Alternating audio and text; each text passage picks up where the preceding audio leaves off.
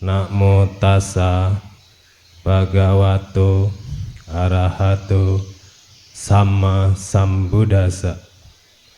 Namo tassa bhagavato arahato sama sambuddhassa. Kalena dhamma sakaca eta manggalang mutamati.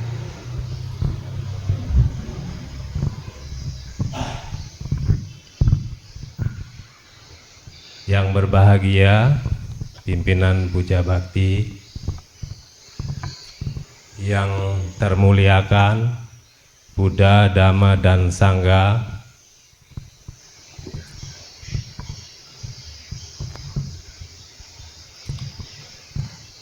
Romo, Ramani yang hadir, para keluarga wihara yang hadir, yang berbahagia, selamat pagi, Namo Buddhaya. Sungguh berbahagia pada kesempatan ini saya diberikan waktu untuk menyampaikan, menurut istilah saya adalah saya pertama kali berbicara di depan ibu bapak sekalian yang berbahagia.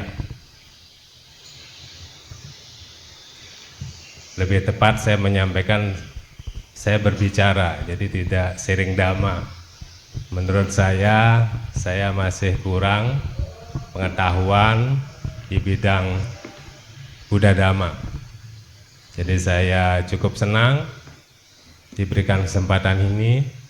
Kemarin saya sudah diingatkan oleh Ibu Le Nyukmi, kemudian Ibu Puspa Minarti juga mengingatkan pada saya jawab dengan senang hati, ya, dengan senang hati, dengan mengingat daripada sutta yang berbunyi antara lain Danang Dhamma, Danang Jinati, begitu kurang lebih.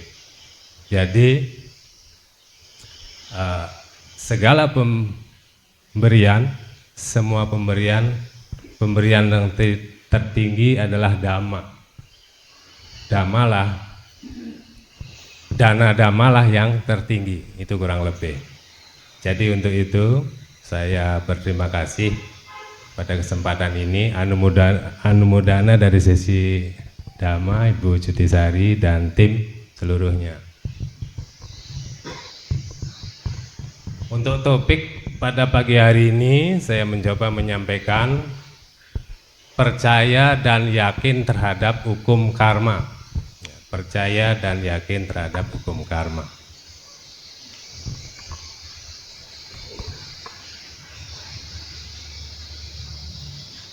Sebelum saya lebih lanjut menyampaikan, saya ada kuis tidak berhadiah karena saya tidak membawa hadiah, ya.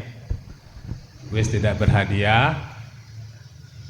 Kira-kira kenapa kita sudah tahu, ya, kita percaya terhadap hukum karma, bahwa hukum karma itu kan semuanya akan berbuah, baik itu karma baik maupun karma buruk, kita tahu kan itu. Tetapi kenapa kok masih ada, termasuk saya, kadang-kadang saya mempunyai rasa ego, kemudian marah, suka membenci. Kemudian ada beberapa juga peristiwa di dalam kepengurusan. Saya pernah mendengar namun saya tidak menyebutkan tempatnya. Jadi ada dana-dana yang masuk itu dilakukan penggelapan atau korupsi. Kira-kira kenapa ini? Nah, silahkan. Siapa kira-kira? Kita sudah tahu ini, bahwa hukum karma itu akan tidak keliru, akan tidak salah sasaran. Kalau karma baik kita akan memperoleh kebahagiaan, kalau karma buruk akan berakibat penderitaan. Kita tahu itu. Kira-kira kenapa? Sudah tahu kok masih melakukan itu. suka marah-marah, suka tersinggung, suka, ya itu yang tadi saya sampaikan di depan, ada beberapa kasus dana-dana itu digelapkan, kemudian untuk memperkaya diri dan sebagainya. Kau Willy bisa bantu?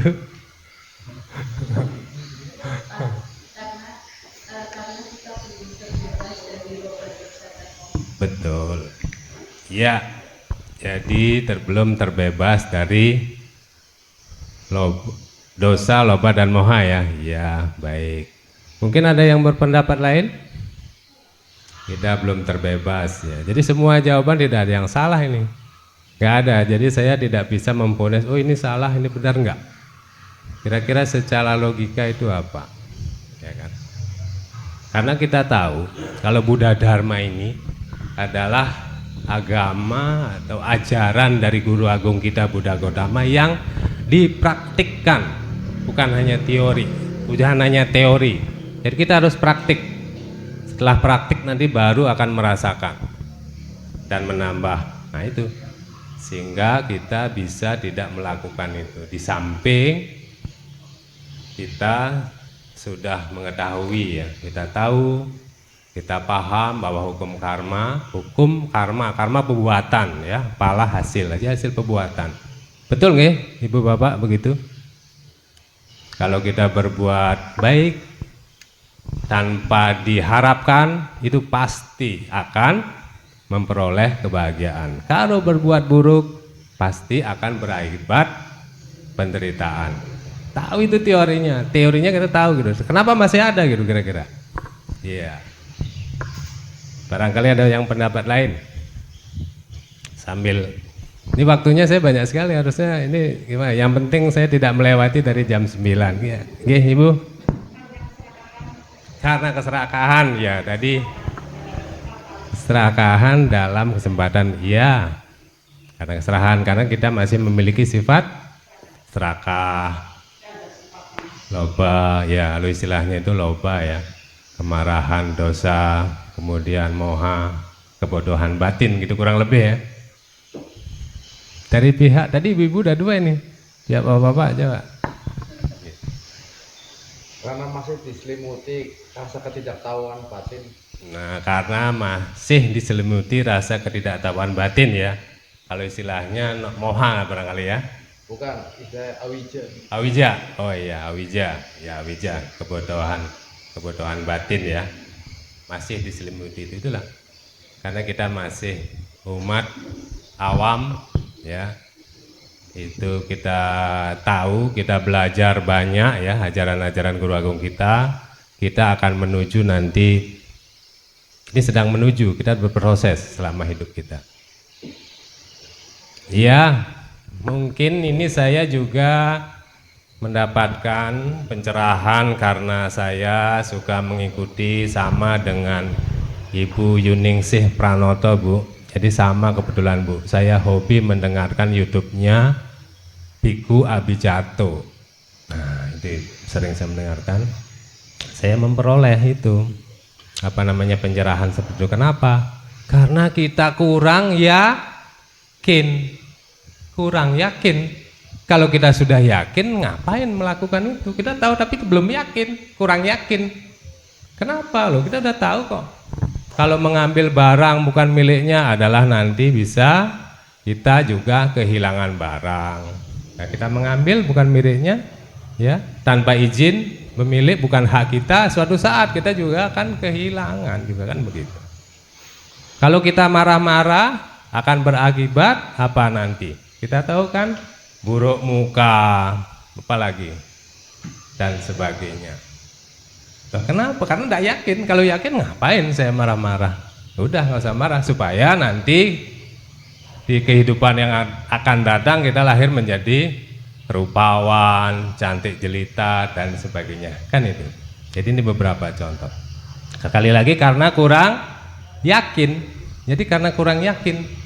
Bagaimana caranya supaya yakin, gitu kan? Nah, dengan ini puja bakti, mendengarkan dhamma, gitu, membahas dhamma, mendengarkan dhamma.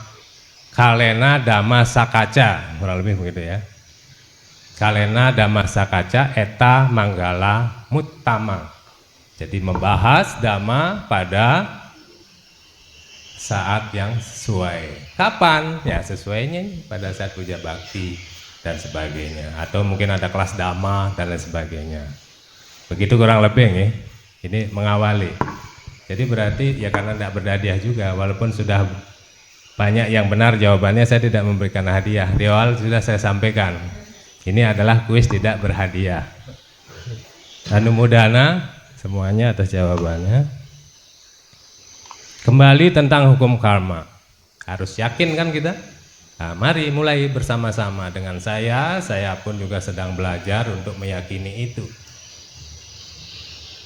Kira-kira 47 tahun yang lalu saya bercerita, biasanya saya pun senang kalau ada cerita itu dengerin gitu kan. Dengerin gitu, disimak dengan baik gitu biasanya kalau cerita. Saya mencoba untuk bercerita tentang diri saya, tentang diri saya sendiri. Kalau saya menceritakan orang lain, kalau tidak sesuai namanya gosip gitu kan. Kalau tidak sesuai dengan fakta yang ada. Jadi saya akan bercerita tentang diri saya, yang saya alami. Kira-kira 47 tahun yang lalu, hiduplah seorang manusia yang bernama Made Aryawan Budaya, saya sendiri gitu kan, di satu desa terpencil di Bali, 500 meter dari wihara yang paling tua di Bali, namanya Brahma Wihara Arama, di mana di sana pada saat itu sudah dilangsungkan pengembangan pembangunan wihara. Pada saat itu pimpinan wihara di sana adalah namanya Mendiang Biku Giri Rakhito Mahatera. Sekarang sudah meninggal. Kebetulan ayah saya adalah bendahara di sana, bendahara wihara. Jadi saya adalah keluarga Buddhis, ayah, ibu. Saya Buddha sejak kecil. Jadi saya ceritanya beragama Buddha ini adalah dari lingkungan orang tua. Tapi setelah perkembangan ini kan banyak dari non-Buddhis masuk Buddhis dengan belajar. Kalau saya tidak belajar karena di lingkungan kemudian diberitahu oleh ayah ibu saya. Begini loh, diajak ke wihara sering-sering dan sebagainya. Pada saat itu ada pembangunan wihara, pengembangan wihara. Saya bergotong royong di sana, bukan dengan teman-teman, tidak hanya saya sendiri, ada beberapa orang banyak. Pembangunan wihara di sana. Bante Giri pada saat itu menyampaikan ke saya, beliau ngendikan ya, karena beliau adalah di Bali kan ada kasta Brahmana, Wesya, sudah beliau seorang Brahmana ya. Kalau Brahma kan tingkat kesucian, beliau seorang Brahmana.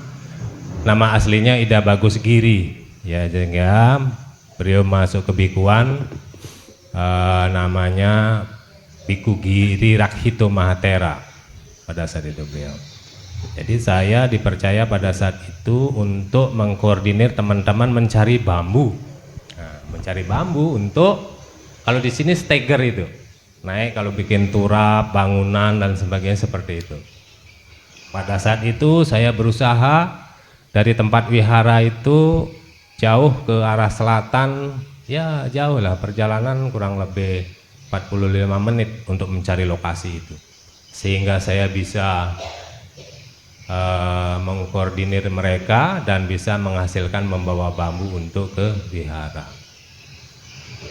Kemudian setelah itu kita lakukan gotong royong lagi, itu ada beberapa waktu ya, setiap hari Minggu, tiap waktu-waktu tertentu kami bergotong royong untuk melakukan pengurugan ya, yang kurang rata, kemudian mencangkul. Itu posisinya di yang sudah pernah ke Brahma Wihara Arama ada, itu posisinya tadinya bukit.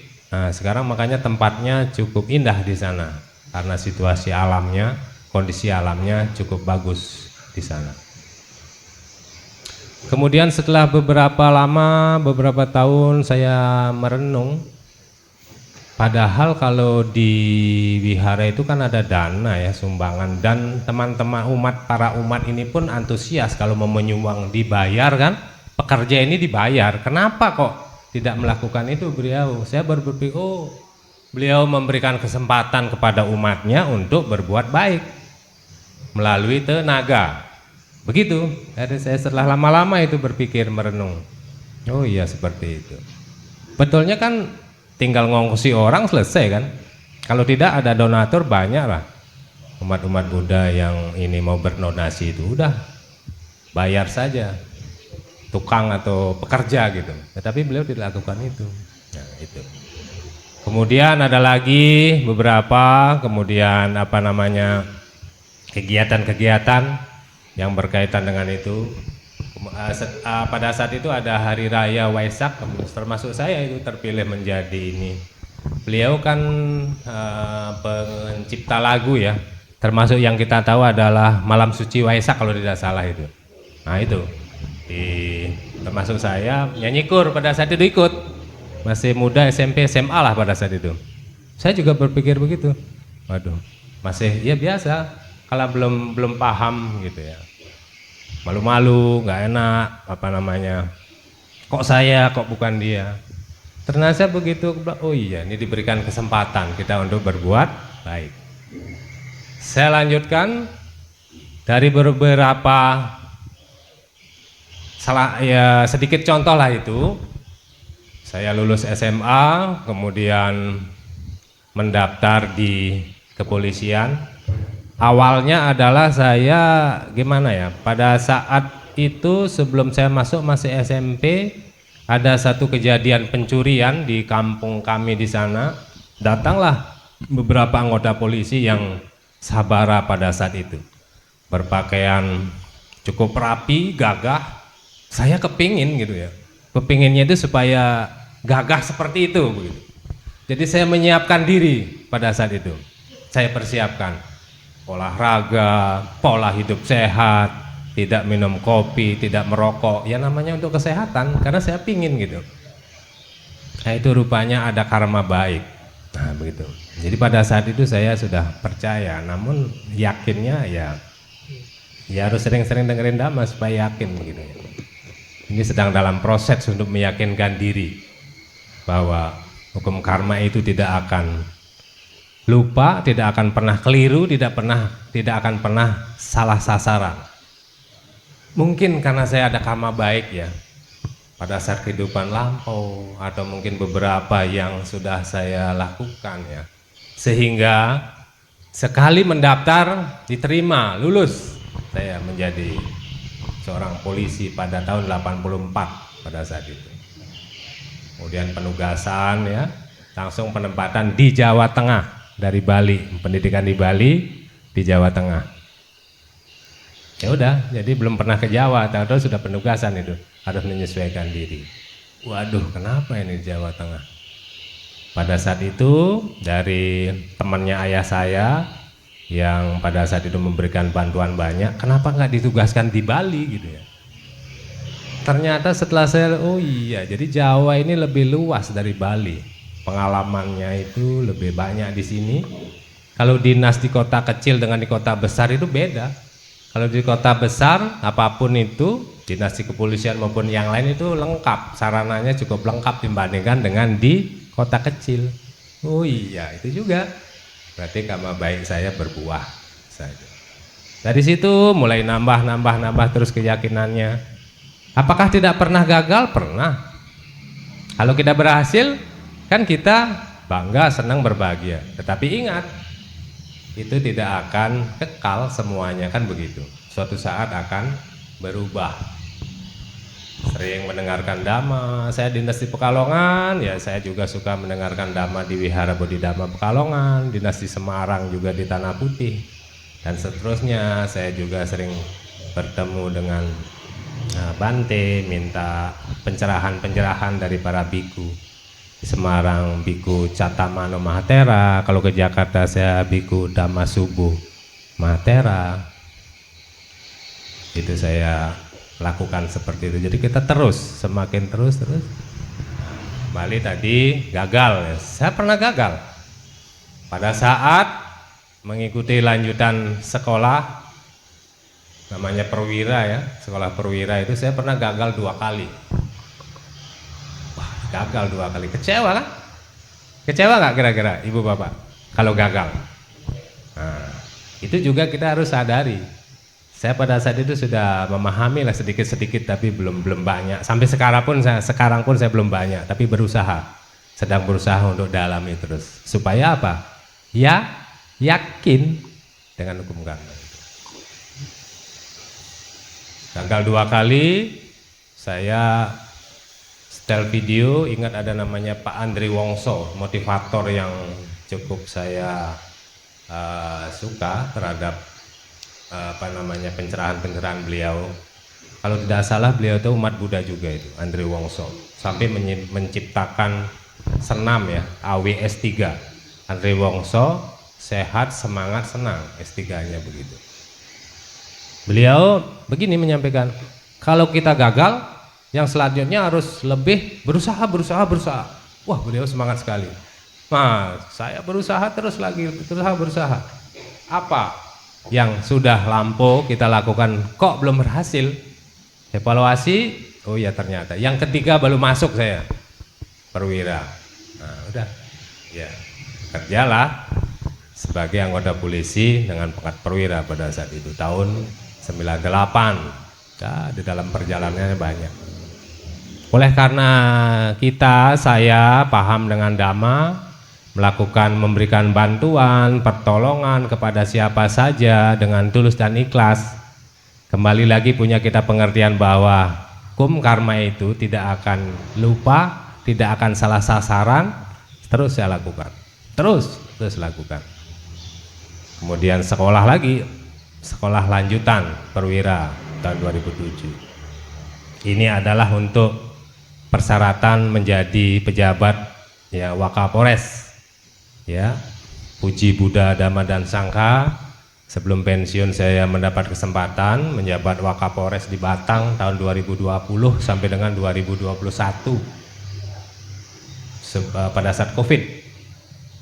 Kemudian saya ingat juga kata-kata bijak seseorang bahwa kita jangan terlalu lama di zona nyaman.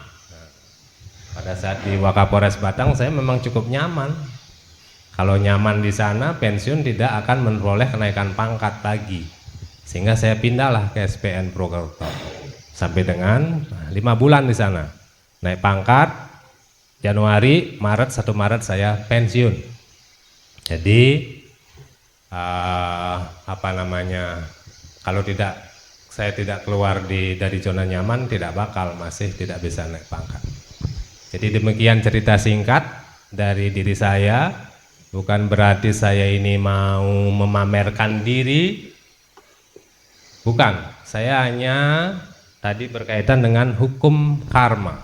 Yakin, ya apapun itu, dimanapun kita berada, apapun profesinya, baik itu pegawai negeri maupun swasta maupun pimpinan di perusahaan atau karyawan perusahaan, kita harus yakin dengan hukum karma itu.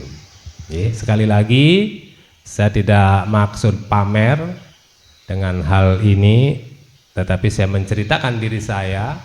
Saya kalau menceritakan orang lain khawatir saya nanti ada kata-kata bohong. Kita tahu ya kalau di Pancasila Buddhis itu ya musawada ya. Saya bertekad untuk tidak berkata bohong. Tidak hanya kata bohong, kata kasar, ya kurang lebih begitu ya. Kemudian gosip yang buruk, hoax, membicarakan orang tidak sesuai dengan fakta itu juga termasuk musawada, kan begitu, dan tidak berbohong. Saya berusaha, makanya saya menceritakan diri sendiri dengan yang saya alami. Saya terpacu dengan itu, makin yakin semakin yakin. Bagaimana caranya? Terus melakukan kebaikan, mendengarkan Dhamma, membahas Dhamma pada waktu yang sesuai, Kemarin mohon maaf Ibu Le Nyukmi, Le Sukawati Bu ya, bukan berarti apa saya suka guyon, jadi nama saya itu tidak pakai Y ya, pakainya I, M Made Aryawan Budaya. Kalau dipanjangkan cukup panjang, akhirnya disingkat saja M. Aryawan B. Itu juga masih panjang. Pada saat saya dinas polisi kan di sini terbatas, jadi saya singkat saja pada situ, Arya, nama saya Arya. Kalau M ini tidak cukup karena gede-gede, ya begitu. Itu gampol, seragam Polri, seragamnya seperti itu. Saya harus mengikuti, kalau tidak nanti nggak digaji saya kan, gitu kan. Nah itu.